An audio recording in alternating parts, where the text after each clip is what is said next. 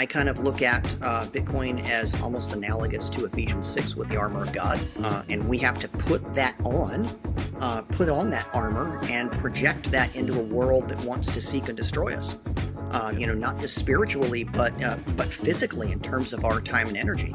And so by being able to project that power into the world, spiritually and then also digitally through cyberspace, really gives us a powerful tool that humanity's never had before to resist the state and to reclaim to put God back into the place that he should have in our lives. I wrote the Bible and Bitcoin for you, Bible-believing Christian, and in it I lay out the biblical basis for what money is, why our current fiat monetary system is ungodly, and how Bitcoin is the best and most viable, biblically compliant replacement for government fiat money. There's even a small group study guide in the back with additional resources to study with your church small group. Get it on Amazon or pay with Bitcoin at thebibleandbitcoin.com for a discount. Welcome to another episode of the Bible and Bitcoin podcast. I am your host, Alan Armstrong, aka Pastor Coin, and on today's episode I have Twitter user Doctareed. Welcome to the show, sir. Thank you for coming. Good to have you. Glad to be here. Thank you. Yeah, and we are exploring the intersection of Christianity and Bitcoin, if you haven't caught on yet by the title of the podcast and all the episodes. But today we're doing something a little different. Usually we'll talk about, a current event or some kind of a subject related to Bitcoin or the Bible or both. But today I want to explore with our first guest in this sort of new series, if you will, the intersection of Christianity and Bitcoin in terms of Bitcoin being now I want to be careful with how I say this, being the catalyst or the rabbit hole which people go down that somehow ends at Christianity, because I've seen this a lot on Twitter with people who are newer Christians after coming to Bitcoin. Now, you were a Christian before Bitcoin. Yes. But that's okay because, as was I. But I really want to explore this idea of why Bitcoin specifically seems to be that... I'm not sure what word to use because I've been criticized online for saying, oh, the Bitcoin rabbit hole has led you to Christ. And people are like, no, the Holy Spirit leads you to Christ. Like, yeah, obviously I get that, but God uses different things to bring people and to reveal the truth of Jesus Christ to them. And one of those things seems to be Bitcoin for a good chunk of people online that I've seen. And it's one of these sort of mysteries in my mind. I'm going, how in the world, why in the world you would not expect that? You would expect maybe, a tragedy in your life and you start asking questions, or a birth of a child and you go, wow, the miracle of life, maybe there is a God. Things like this tend to open people's minds, but Bitcoin, very, very, very strange. So I want to ask you, what initially drew you to Bitcoin? Well, let me kind of give a little bit about my background, kind of a little bit of my history, and it kind of all ties in. I grew up in the church. My father was a kind of a part-time minister of music for, 30 years. My parents were primarily educators. Grew up in a very rural area, a lot of blue-collar folks, a very traditional Southern Baptist church, for, folks to whom that means something. Grew up really with Southern values, very traditional family values. So, that's kind of the basics of my background. I spent, church was the center of culture in my community. My parents were educators, but I was always kind of a socially awkward guy. Imagine that, being a Bitcoiner. And so, church was where all of my friends were. It's where all of my social activities were. It's where everything, all of the relationships sprung from. That I think really, I'll talk about that in a little bit, but I think we've gotten away from that. And I think that's part of the problem with where we are in society. But although I connected with church on a physical level, I didn't connect here. That's kind of one of the the struggles that a lot of people in the church have is that, the church is really good about making a physical, a mental, or even an emotional connection. But the heartfelt connection, the actual relationship with Christ, unfortunately, is missing for a lot of people. And it was missing for me too. Um, it was not until my early 20s, 2003, when I actually accepted the Lord. And I think for me, what connected with is I had met my girlfriend, fiance, who was going to be my wife at the time. I had moved away from, a lot of that traditional environment that I'd grown up in. And so it was, that time in your life where you really have to lean back and question what you've learned and really put that to use. And so, that for me was pivotal as far as, moving from that, putting away those childish things and becoming an adult. And so, that to me was the point at which I realized, hey, wait a minute, no, this Jesus thing has to be real. Otherwise I cannot move forward. And my career path from there, I've been at the time I was in grad school, I've been a pharmacist for almost 20 years. And so kind of been serving in a lot of different roles and in a lot of different communities. And I think for me, really what drove me to Bitcoin, really for me, I was somebody who struggled with debt. I struggled with materialism, struggled to prioritize my family in the way that I should have. So, a lot of the trappings that we speak of the world today, where it pulls all of our time and things away from godly priorities that we should have, I struggle with just like anybody else did. With relationships, with time, with money, with everything. The world tries to pull us away from all of that because it wants to steal and rob us of that value and that priority and time that God commands us to put forth. I think really what drove me to Bitcoin in the end was it kind of started in 2020. Obviously with a lot of the events of 2020, whether it was a lot of whether it was COVID, whether it was elections, whether it was a lot of other factors that played in the world, that was kind of a pivotal point for a lot of people. And that's what really drove me to question a lot of things. Not only where my faith was at and where it was going, where my relationship with my family was at, where my career was at.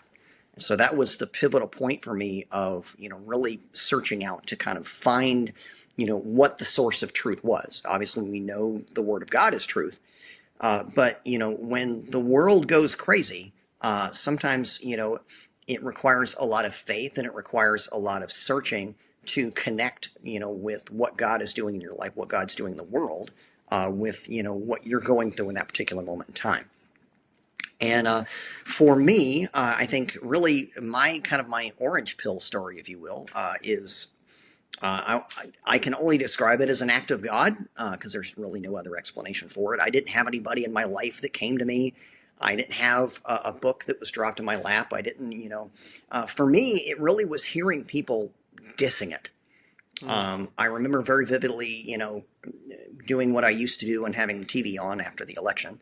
A random clip of Warren Buffett popping up and him just talking badly about it. Rat poison, those kind of things. And so I'm a guy that I hear things like that and I want to go, well, why would somebody say that? That's kind of a weird thing to say. Right. And at the same time, I'm kind of the research guy. So if I hear something, I like to go, oh yeah, well, let me validate that. Let me check that out and just move on with life. So that was my, I'm like, all right, let me take an hour or two, just go check some things out, be a good little normie and validate my cognitive bias and, about what he's saying and move on, Yeah. So, what does everybody do when they want to research something? They go to Google, it's what everybody does. And as biased as that platform is, you would not believe what popped up in my search. One of the first items that popped up was... Hold on. What did you search specifically? Do you remember what the search I was? literally searched. I literally just said, what is Bitcoin and why? I think I said, what is Bitcoin and why does it matter? Okay. And what popped up literally was Breed, Love, and Sailor. That was one of the first things that popped up. Yeah, I mean, that's good. Yeah, exactly. Hardcore content, and literally dove into the hornet's nest and just started right down that pathway. And within about probably 2 to 3 months of that, it really spurred a hunger for content. Mm. Obviously the learning stemmed from there. And within about, 2 to 3 months, February of 2021, actually Valentine's Day, I bought my first Bitcoin because I really wanted to understand this on a conceptual level before I started putting things into it. And I think that's a good principle of wisdom, especially, we don't want to go pouring our time and energy into something without, putting some study into it. Yes. I mean, that's Second Timothy if we want to apply it to the secular world there. And so, for me, it was all about, taking elements of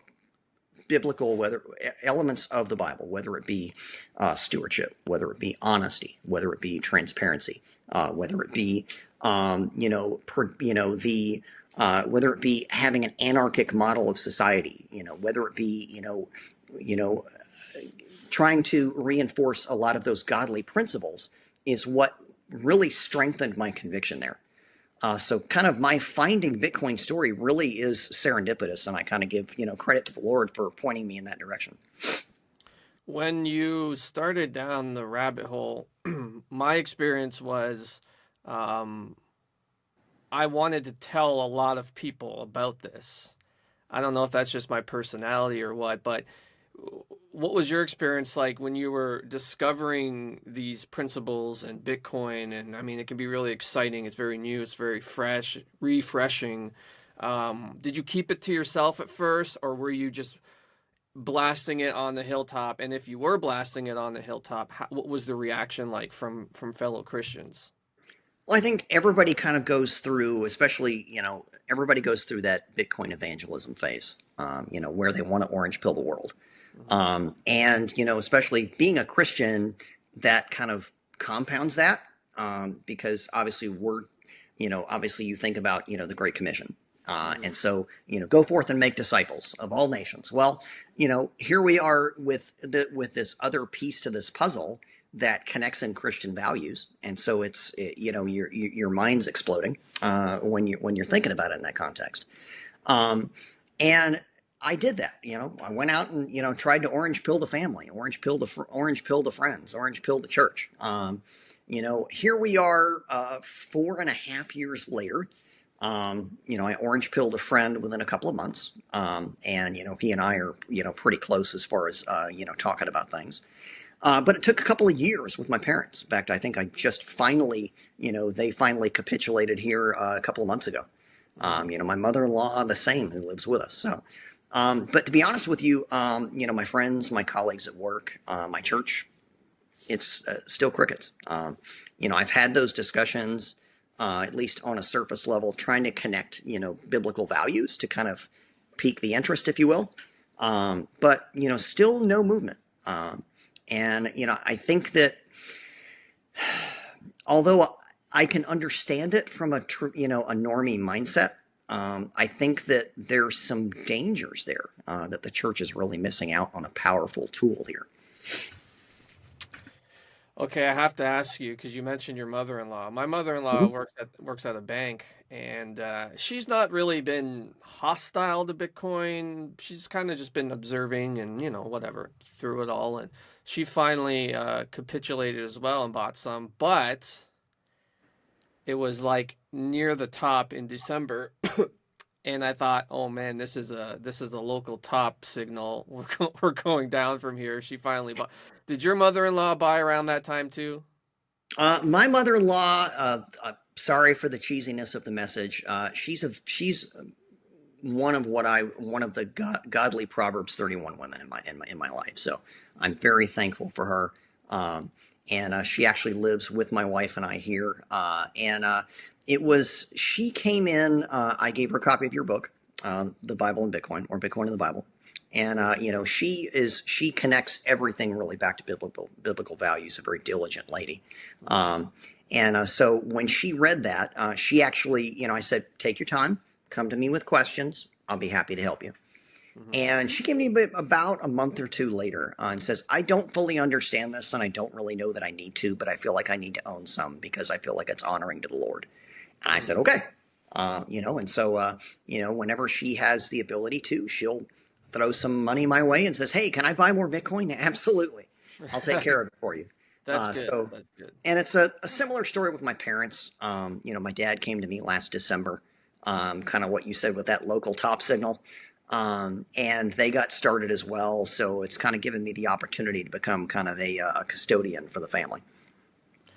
Very good. Very good. Yeah, I knew that was going to happen in my case. And surprisingly, she's been very cool about it and doesn't really care about the drop. So that's good. I orange pilled a few people in December, and I almost feel like, but I warn them. Whenever I orange pill someone, I warn them. I say, look, um, this thing might go down 30, 40, 50% in the near term. If you're not willing and you can't stomach that, don't do it. I, And I I've told folks, I said, if you're not willing to tuck it away for 4 or 5 years, then this is not for you. yeah, exactly, exactly, and that's worked out. I don't recommend people being, too hyper bullish and promising the world to people, because what ends up happening is we have a drawdown, and it's not good. But anyways, glad to hear that my book was helpful. That at least got the message through to her that this is something that is honoring to God. And so I'm really, really pleased with that. So thanks for sharing that. It's a great Kind of encouragement. working on some elders on my church too. I've handed out a couple of copies there as well. So I think that I had a good long conversation with one of our elders a couple of weeks ago. He kind of knows he needs to do it, so it's just kind of spurning him to do that. Yeah. Amazing, amazing. Let's talk a little bit about the details of these biblical principles aligning with Bitcoin. So how do you see the I guess the ethos of Bitcoin, or the different characteristics of Bitcoin, aligning with Christian ethics, principles, morals, etc., etc.? Well, I think that there's a lot of different scripture there that kind of we can bring into this discussion that that kind of paints some that Bitcoin has attributes that are similar to Christianity. I think ultimately Bitcoin is a source of truth. It's a record of truth, and obviously that's what the Bible is. Bitcoin being a verifiable record of truth, the Bible being a historically verifiable record of truth, and the same. John 14:6, I am the way, the truth, and the life. Bitcoin, we kind of think about, Bitcoin is the math, the truth, and the code.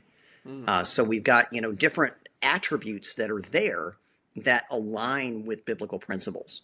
Bitcoin is proof of truth, or proof of real, as I've come to say. Whereas the Bible is hold evidence on a minute. of truth Can and you evidence of real. can you build on that? I like that. I've never heard that. Truth of real. Explain why Well, you use that term. it's it's proof of truth or proof of Proof of real. truth. Sorry, yeah. Okay, so when we say that, what is real is what is verifiable. Obviously, in Bitcoin, everybody says don't trust, verify. Okay, Yeah. and so how do you do that? You can go and verify what has been done historically at any point in Bitcoin, and you have instant verification that says this is truth, this is real. Okay, so when we say proof of real, we say that it's immutable truth that cannot be argued with. Okay, and it is real because it's been manifested in the past, and it's still manifested in the present. It wasn't real then, it is real now, and it will always be real because it was done at some point in the past. So Hmm. you have that eternal, I'll go ahead and say it, eternal record of what was done in the past. So, proof of truth, proof of real is kind of the term that I use. Is The there? Bible, Go ahead. Go ahead. well, I was going to say, the Bible is analogous to that. It is evidence of truth and proof of truth in terms of what it's doing now in the lives of people. Okay? Hmm. Uh, you know, think of Hebrews chapter 11. Faith is the and what it talks about faith. And so that gives you that analogy there, and the Bible being an accurate historical record, and then being evidence of a historical record in the way that it's changing people's lives. Is there my mind went to this analogy where, Moses goes on to the mountain and God gives him the commandments, and it says he inscribes the commandments on the stone with his finger, with the finger of God, and so forth. And that becomes a sort of, like the source of truth, God, Mhm. is inscribing on stone objective, true realities, Yes. uh, his You know, law. the And Bitcoin is Genesis, or Bitcoin the biblical Genesis block, if you will. yeah, that's good. Is this analogous to Bitcoin in terms of, obviously Bitcoin is not inscribing in stone moral truths? Oh, I guess in a sense you could say it is. It's not like a list of commandments though, but is this a similar principle where we have math, which is the language of truth, being inscribed onto a digital, canvas, if you will, that cannot be changed? I mean, it's objectively, mathematically true, proof of real. Is this Yeah, sort of the you go idea you're back. going for? It's John 14:6. Okay, I am the way. Well, what is the way for Bitcoin? Mathematics, cryptography. Hmm. Okay, the truth. The truth is the truth. That is the immutability of the blockchain. And the life that it does that is the code that's written to maintain that. Okay, so you have those three elements there, and so that's a perfect linkage between how Bitcoin and Christianity can share very similar attributes to each other, and that's another connection to kind of this marriage of how Bitcoiners find Christ and how basically Christians can deepen their faith. So expand on that a little bit. Is this why, or at least one reason why you see people going to Bitcoin, being mesmerized by Bitcoin, having sort of almost a spiritual encounter with this Bitcoin thing, and then ending up at Christ? Well, remember, as humans, we are designed by our Creator to search for truth. Okay, and so people find that truth through different ways and in different fashions, and ultimately, some people arise at different truths. Okay, you and I are both very keenly aware of that. Ultimately, God is my authority, and Bitcoin is a tool that can reinforce who He is, and that can change the world away from a lot of the man-made problems that we've had, and change us into more of a Christ-like focus, which removes a lot of the man-made obstacles that we've been struggling with the last few, for since time began. To be honest with you. So why just give me your take then. Why, or expand a bit on it, because I want to know a little bit deeper. Why are so many Bitcoiners coming to Christ? Is it because they found one objective truth and then they just can't help but keep seeking? Is that what you're saying? Correct. I mean, I think that Bitcoin is a tool that can point to Christ, okay? Because once you discover what immutable truth is in the economic sense, and in the sense of sharing communication and information, then it becomes, okay, what does truth look like outside of that? There was the question, Robert Breedlove said, what is money is going to be the most consequential question of our time. Hmm. Yes, but what other questions does that lead to? It leads to, what's the truth in the world around me? What's Hmm. truthful in my relationships? What's the meaning of life? What's the meaning, why am I here? What's my purpose? So it drives people who are oftentimes distracted by the insanity of clown world. Hmm. It drives us to really look and answer those hard questions, which not everybody is willing to sit there and answer and examine. Yeah, I feel like that question, what is money, is presupposing a lot of other things that need to be dealt with first. Exactly.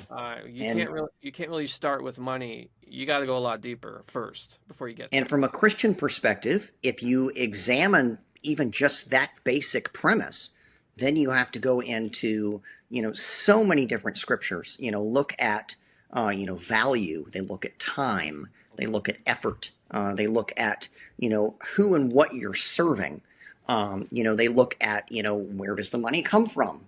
There's so many questions there that invokes that the Bible very clearly answers.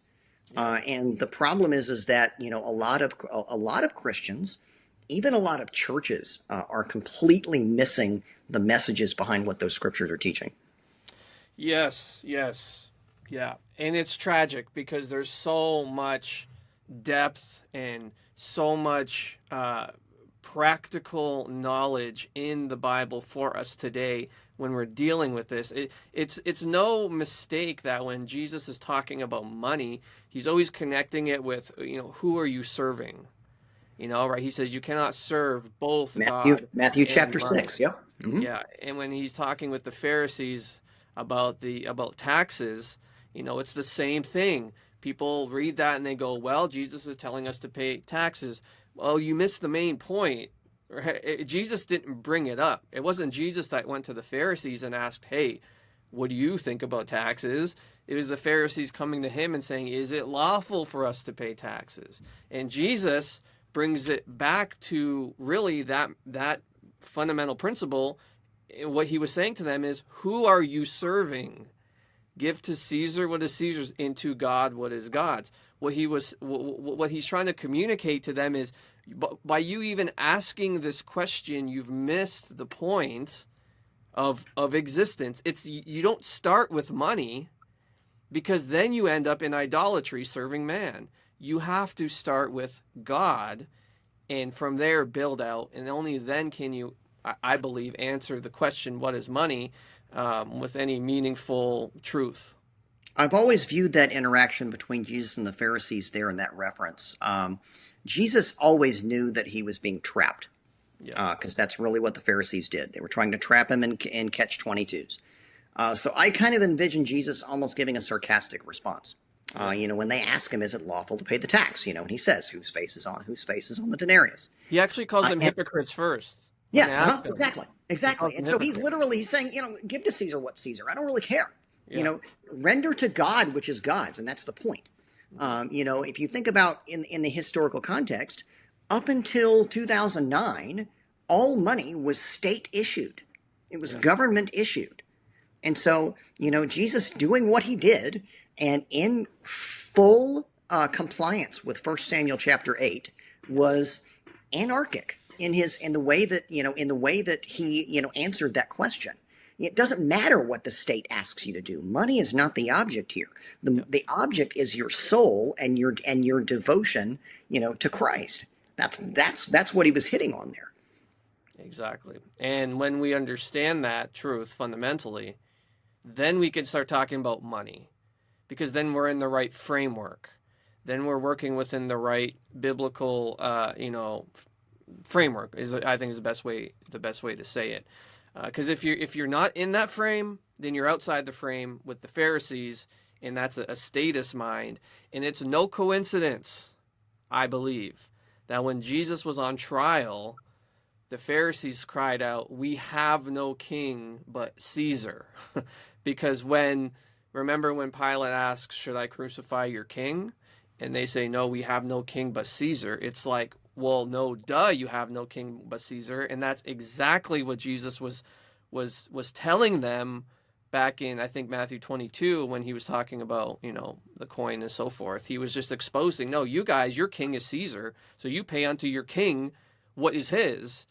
The real issue is you need to make God your king, and you haven't made God your king, and so you're a hypocrite, so pay unto your king what is his.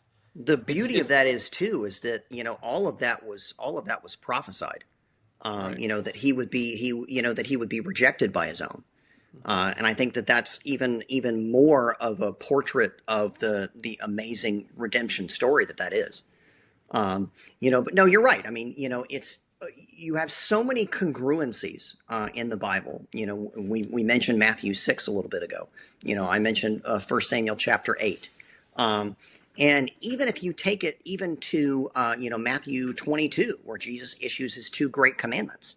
What were his two great commandments? Love the Lord your God yourself with all your heart, soul, and mind, and love your neighbor as yourself. Mm-hmm. Nowhere is surrendering authority and rendering respect to the state in there. Okay. Right. And so, our duty as Christians is to love God, to take care of our community, and to keep and to make sure that we maintain the integrity of the church being the cultural center and Christ being the cultural center of our lives. Okay. Right. The state is nowhere in that equation. Okay. And that's kind of one of the things that's concerned me about the modern day church, is that, we had several hundred years ago, Martin Luther nailed the theses to the wall. Boom. We kind of consider that the separation of churches and state and kind of the differentiation of Protestantism. But here especially in the 20th century, we had separation of church and state only for the church to be rejoined to the state through perverse incentives like 501c3s. I'm not dissing the church for being tax exempt, but the problem is that weakens the message and the strength of the church. Yeah, it shouldn't have to be tax exempt.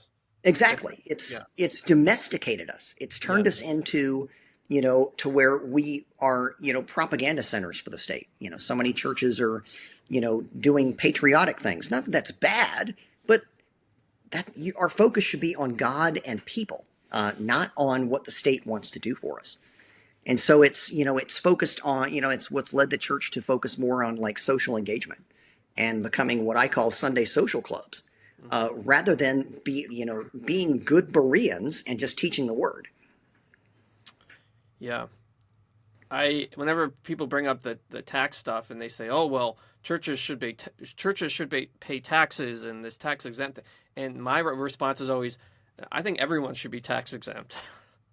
Yeah, I mean that's design after all. I don't think the tax exemption's the problem. I just think it's too narrow. Let's expand tax exemption to all people, all businesses, all organizations. Taking it away from the church is just kind of a step backwards. We want to expand this exemption out to all people, but churches aren't really talking about this. Is why I wrote my other book, Render to God, about taxes, because I think it's so important to have this conversation, because the church, at least the churches in Protestantism, I'm not sure about Catholicism or Orthodoxy, what their views are of this, but I know in the Protestant circles, it's so statist. It's so, going to, before I had my own church, the message was always taxes are good. We should be good citizens and pay them. And there was never any dealing with, well, hold on a minute. What if the taxes we're paying are being used for explicitly ungodly means, abortion, for example. And I don't know in the States, but I know in Canada, abortions are totally 100% state funded. And Yep. so when we pay our taxes, we are actually contributing to abortions. The wide variety is Planned Parenthood here in the States, and it's similar, yes. Mm-hmm. Yeah. We're also contributing to sex change operations in Canada with our tax dollars and things, and just a whole, legion of other wicked things. And so how do you answer the question if you're a pastor and a congregant comes to you and says, "Hey, pastor, you just told me to pay my taxes and be a good citizen and this and this," but they're killing babies with that money. They're mutilating children with that money. Is this something we should at least speak out against? How do we think biblically about this issue? And again, it goes back to the initial "what is money" question. If you don't have a biblical foundation to rest that question upon, it's just confusion. Because then you look for an arbitrary source of truth, yes. And that's where I think that if you look at it even from the perspective of Bitcoin, Bitcoin points to the perverse incentives that something like that is. Because, let's face it, a church that has a fiat-minded mentality, okay, I would argue that is a statist mentality. Yeah. And that leads to all sorts of a snowball effect of sinful behavior. Okay, I mean, and it's been a slow fade. Let's be honest. You don't have churches out there that are doing overtly what we would consider to be overtly ungodly things, for the most part. But underneath the surface, you have things that are questionable, whether it be, misuse of funds, whether it be, God forbid, sexual abuse in the church. Hmm. Divorce in the church is ridiculous. So Yeah, we've that's a big lost one. compass. We've lost those family values. And kind of my point there is that the cozy incentives of fiat money have domesticated us into the sense to where we think we're doing what God wants us to do when we're really doing nothing more than glorifying the state because we want their approval. And that's a serious problem. This manifested itself most evidently during COVID lockdown times, I think. Mm-hmm. That period of time really exposed one of the most glaring issues amongst Christian leadership that was sort of like you said, maybe veiled or undercover a bit, underneath the surface, if you will. It brought it to the surface because I don't know what your area ratio was, but in my area, in my county at least, I know of only three churches, one, two, three churches, who did not uh, uh, comply with the orders. My church, another larger one in the city, in like I think it was a Mennonite or Amish or something church out in the county, not in the city. Everyone else shut down. And as a matter of fact, this is an interesting point. In Canada, we had a thing called the what was it called? The salary reimburse something about uh, topping up organizations and companies for salaries. It was like a government benefit, right? So you close down your business, we'll give you X amount of dollars for each employee so you can keep paying them whatever, it was. Now, So they you have bribed you to be compliant. pretty much it was free money for businesses so that, they'll close down and employees still have some pay, We right? had the Paycheck Protection Program here in the States trying to do the Yeah. same. Something similar, probably, yeah. So, but in Canada, you could actually go on a website and type in the business or the charity name, and it'll show you if they received this benefit. It was Mm-hmm. public, right? Mm-hmm. I typed in several churches in my city that I knew, and they were all closed. And each and every one of them had that little green check mark. They took the money, they closed down. This is the fiat incentive on the church on full display for everyone. In the three churches that didn't close down, we didn't take no money, despite the fact that we could have really used the money. We're a small church. We don't have a lot of money to begin with. And I was tempted. I'm not going to lie. I was tempted. I remember my wife said to me, hey, they have this thing. They'll give you like $2,000 a month or whatever for each employee. And I thought, oh, that's nice. But then I stopped myself. I said, wait a minute. I don't trust this. This seems a bit too greasy. And so I said, no, we're not going to take it. We're gonna just trust God through this process. If you sacrifice the message of the gospel in favor of something that can be printed ad infinitum, you will have to answer to God for that. And as a pastor, that's a very precarious position to be in. But for those pastors that did follow that wisdom and stayed open, then that's ultimately what the gospel expects a leader to do. I know for ours, we're in a large military area. Mm. And so our church met online. They said, you can come if you want. We're not going to, force people to. We had some of our, military personnel that were involved in worship and actually in the service at the time. So they kind of had to exercise some discernment. But no, I mean, we continue to meet, continue to do services. And I think that it really our pastors really used a lot of wisdom there. and did not just blanket encourage people, stay home, live in fear, and Yeah. make sure you keep the TV on so we know what's happening. No, it's crazy. There's stuff going on over here was nuts. You had pastors going up there saying, you know, pray and then talk to your doctor, and it's like, oh my gosh, dude! Like, what is even going on here? There was so it was just so widespread, and that was a big eye opener to me because I was down the Bitcoin rabbit hole already, and I'm seeing this, and I'm realizing the fiat money is such a big problem. No one is seeing this. They're not seeing this problem of capitulating to the state in this way, as having one of the one of the reasons being fiat money. There's other reasons people are throwing out, and I'm saying no, guys. Like, the money's a big problem here. If they couldn't just print the money, then this wouldn't even be a conversation right now. Exactly. The world would just be going on as it always does. But because they have this money printer, because they have this weapon at their disposal, they can tell you, shut down everything you're doing, live, lock yourself in your house. Here's a bunch of money, obey, or we're going to throw you in jail. Yeah, I mean, so essentially what we did is we proved who is psyopable, or who can be bribed. I think that, and the weakness, unfortunately, that not just churches but Christians as individually displayed really was, in the eyes of the gospel, it's frankly embarrassing. And because we are called to be held to a higher standard, not just as Christians, not just as men being the leaders of our household, but also as Bitcoiners. We are, it's don't trust, verify. So if you are changing your life according to what the big TV box tells you to, then I'm sad to say it, you're not going to make it.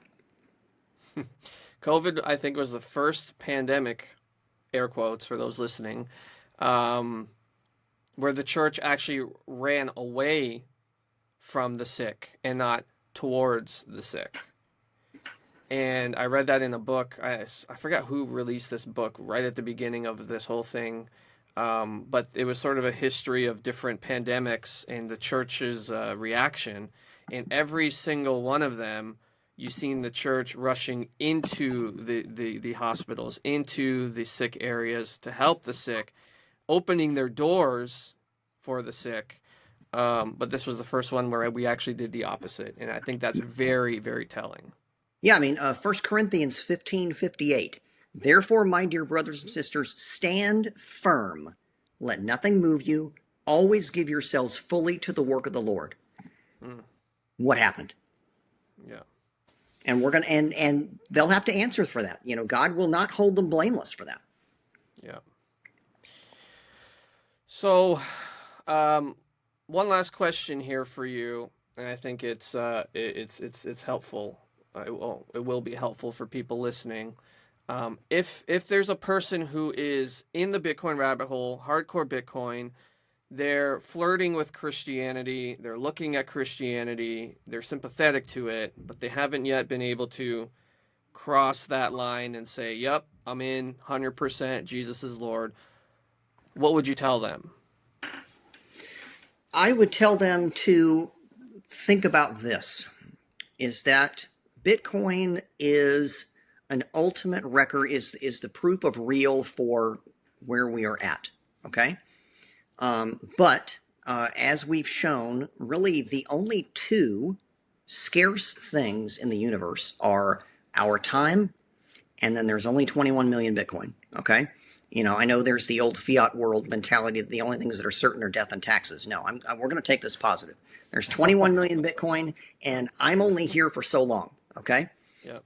And so, it, how do we put ourselves into the eternal blockchain and make ourselves immutable? Okay? Mm, Because our soul, the part of us that God breathed that life into us, okay? So we can connect to all of these things in the world. But when we die, that connection breaks. It's over. It's gone. Okay? Well, why would we not want to secure ourselves for that point? mm-hmm. Okay?